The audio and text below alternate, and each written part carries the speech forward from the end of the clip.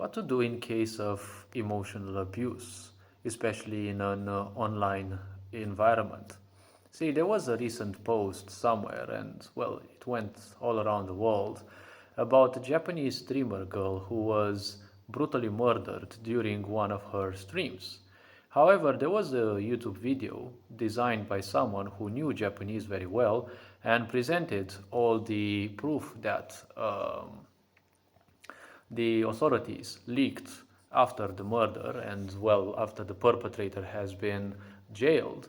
And, well, all the proof led to the fact that she had made use of him in horrible ways. She had demanded a lot of money from him.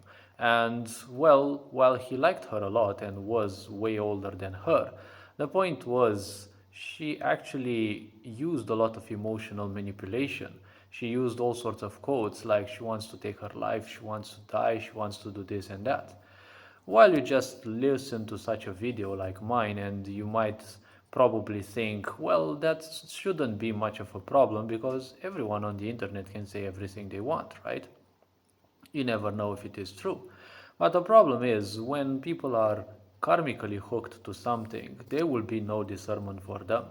Or when people feel or suffer from abandonment aspects. See, when the masculine suffers from abandonment, they will seek to help others, or they will simply withdraw. If they seek to help others, typically they will look for the opposite gender.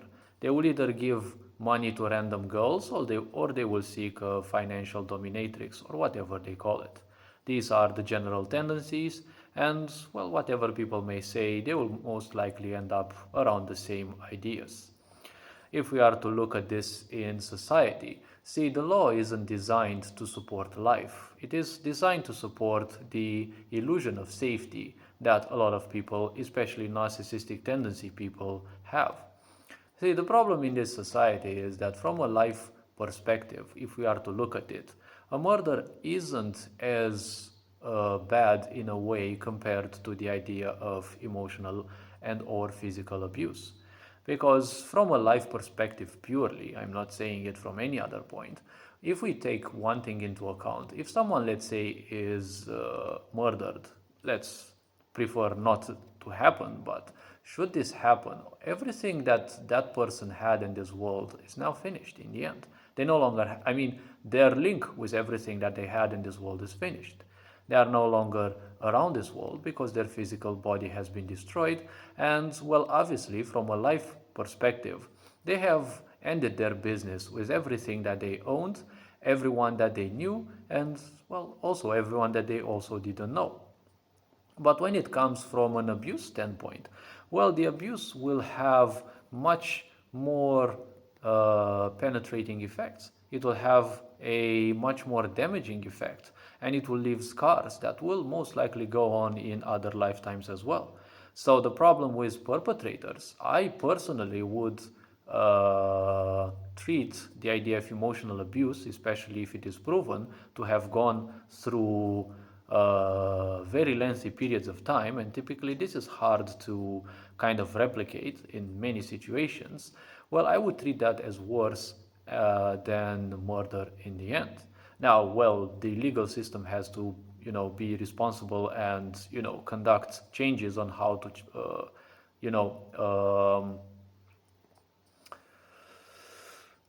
impose, restrictions on liberties or, well, harsher punishments, whatever that is.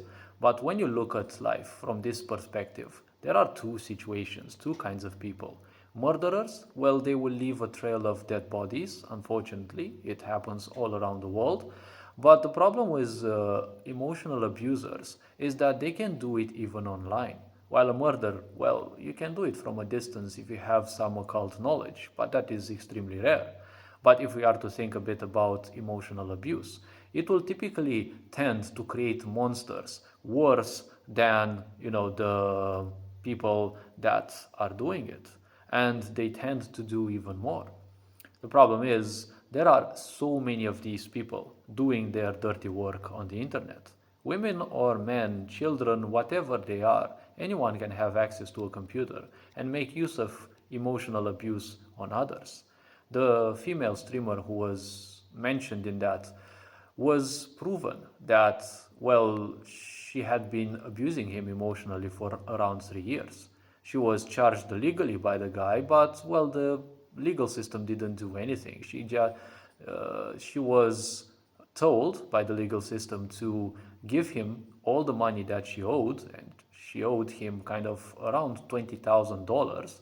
But, in Japanese money, which is far more because, well, their money isn't as strong as the dollar.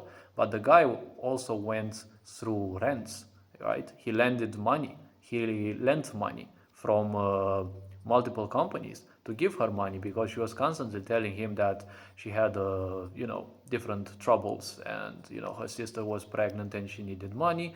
But at the same time, he was watching her streams and he would see that she would get money from streamers, other people, followers, and the such. So she was in no case in a bad financial position. Later on, it was seen that, she was also gambling, and, well, the situation derailed and went to a bad end.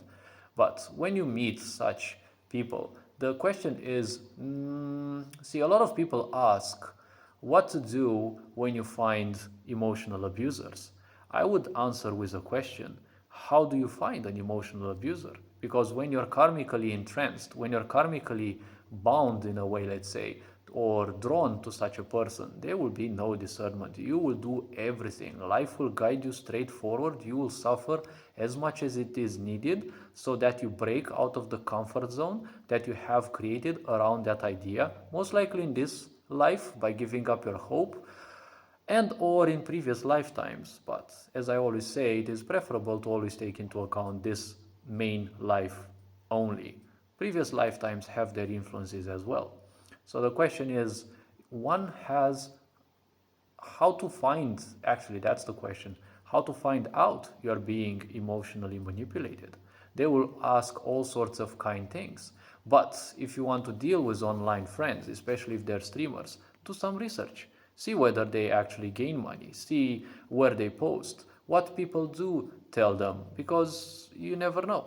If they are hated by people and they're not that successful, most likely they're toxic. Because if you're successful, you're anyways gonna be hated. But the point is, finding out abusers is extremely hard. They will use all sorts of requests and the such. But in the end, if you look a bit logically and, straightforward, typically these people have narcissistic tendencies. Everything will be around them. They will have requests, but they will not give anything back.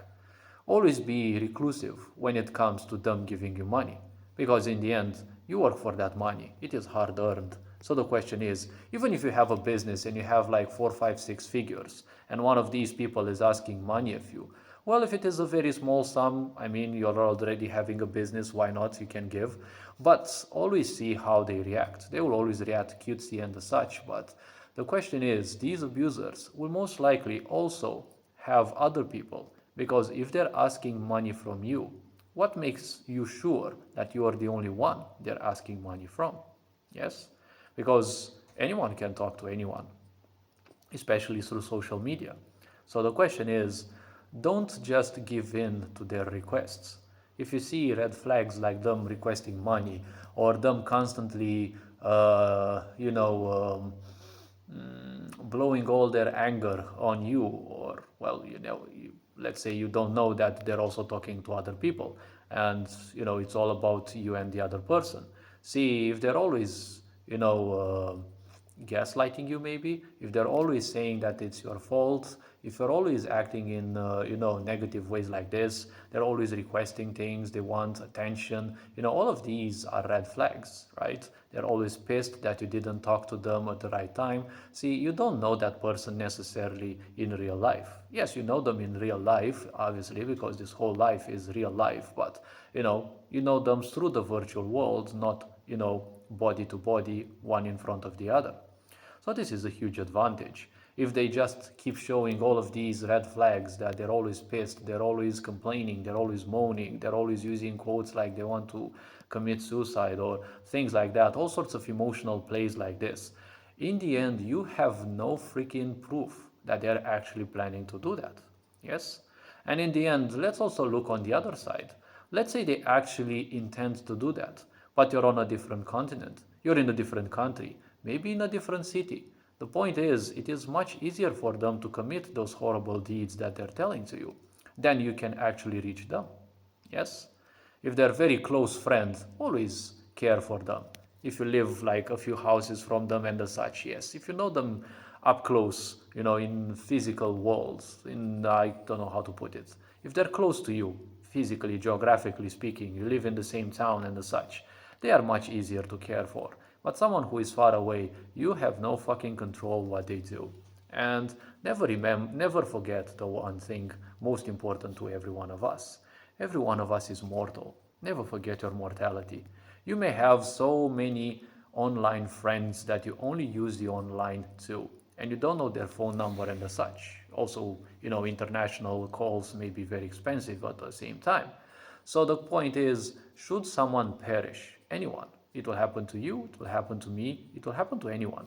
But one day, if someone perishes, no one will be answering their emails anymore. Probably another person, but no longer they themselves. And you don't know that? Maybe it's, someone else. Maybe it's their sister or their brother or a sibling, you know.